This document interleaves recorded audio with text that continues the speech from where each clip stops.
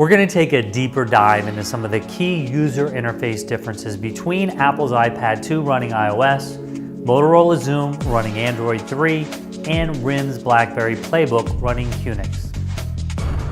With simple gesturing, most of the tablets just work the same. You touch something and it opens. You swipe from screen to screen.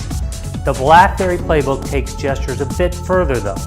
The entire experience is gesture-based from the tablet's bezel. Want to see a full menu of apps? Swipe it up. Want the keyboard? Swipe from the left-hand bottom corner. Want to minimize an app? Swipe up.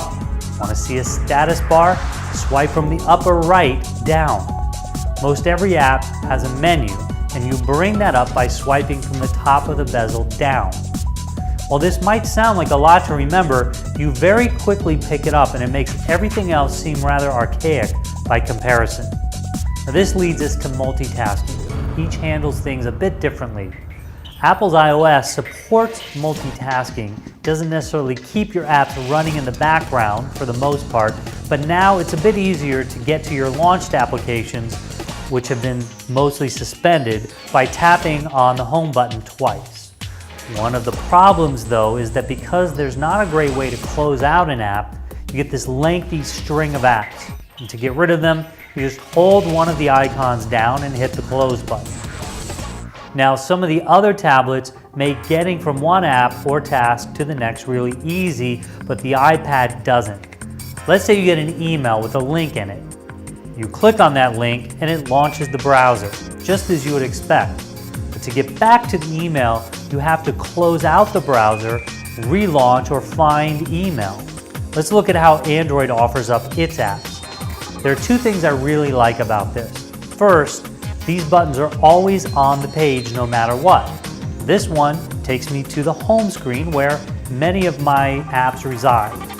This is really cool, a back button, like you see in a browser, but this works for anything. If you want to go back to the last screen or app, just hit this, voila. And this brings up your running apps for quick, easy access. The PlayBook uses a card scheme where each running app is kept in a carousel of sorts in the middle of the screen, and you can flick from one to the other, and when you tap on one, it opens up. Flick on the tablet from the bottom and it shows the carousel again. These apps, by the way, keep running in the background, true multitasking. Now, this idea was first brought to us by WebOS from Palm, the card metaphor I'm talking about. In fact, if you look at the Palm Pre, you can see the same design all the way down to the bottom-up gesture. Another thing you can do to close an app, in addition to hitting this little X, is just flick the app off the tablet. Very nifty. Back to the iPad. I've come to like how the iPad lets you organize your apps. You simply create an app folder by dragging one icon onto another and then dragging other app icons into that folder. If they're on other screens, just pull them down into the main app menu bar, switch screens, and drag them into the desired folder. I've labeled mine into things like productivity apps, lifestyle apps, news sites, and so on. Android is a bit different. You get 5 customizable screens. You can drag app shortcuts into these screens and move things around pretty easily. Some apps get widgetized, so you can actually see a live feed, if you will, of calendar appointments or email or weather. This is a real handy feature to have. You don't have to be in an app to see what's going on. The BlackBerry PlayBook, in addition to taking some of the ideas from the HP Palm WebOS, takes some of its own ideas and parlays them from the smartphone onto the PlayBook. For example, apps are organized into predetermined screens: all, favorite, media, games, etc. You can see just one row of them or 3 rows, or more if you change the orientation. Like with the iPad's iOS, you can hold down an app and instead of them shaking like they do on the iPad, they breathe. You can drag them to favorites and rearrange them, but you can't create folders out of them. Notifications is another user experience difference. The iPad doesn't really have much in the way of notifications, but If you get a news alert or a calendar invite, a notification pops up in the middle of the screen, which can be a bit annoying. If you have email, it shows you how many you have, which is helpful. On Android, there's a notification bar. It will show you email, updates to Marketplace, calendar items, and other things. Or if you just generally tap on the bar, you get them all in one easy to digest mini screen. And this too is always just there. Very helpful, not at all annoying. The PlayBook also has notifications. When something new is happening and you're in an application, there's a red pulse in the upper left-hand corner. When you can see the notification icon in the status menu, you can click on it. The icon will show you the latest message.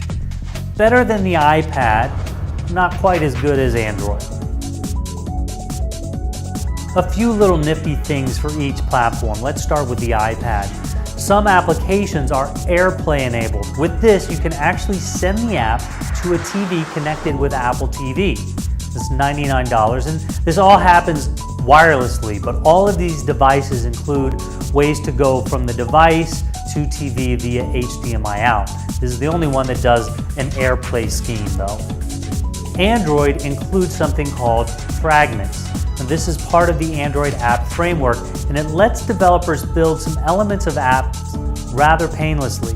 I think this is best demonstrated in QuickOffice. Now, this is the pro version of a free document viewing app, but it lets you manage all of your documents, including between various clouds like Dropbox, Box.net, SugarSync, and Google Docs. Note that these panes are each addressable, and it lets me act on each pane and even drag things from one to the other. For QuickOffice, that means I can easily move docs from, say, Google Docs to Dropbox. Really nice.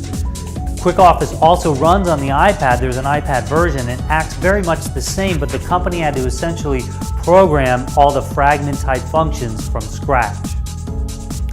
Now the PlayBook. This isn't what I'd necessarily call a positive difference. There's actually no email or calendar app on the native PlayBook. To get email, you've got to install BlackBerry Bridge on your BlackBerry smartphone. You do have a BlackBerry smartphone, right? And then you use the Bridge function on the PlayBook to connect the two devices over Bluetooth. And then email, calendar, and a couple other smartphone apps now run on the PlayBook. I'd rather just have email on the PlayBook.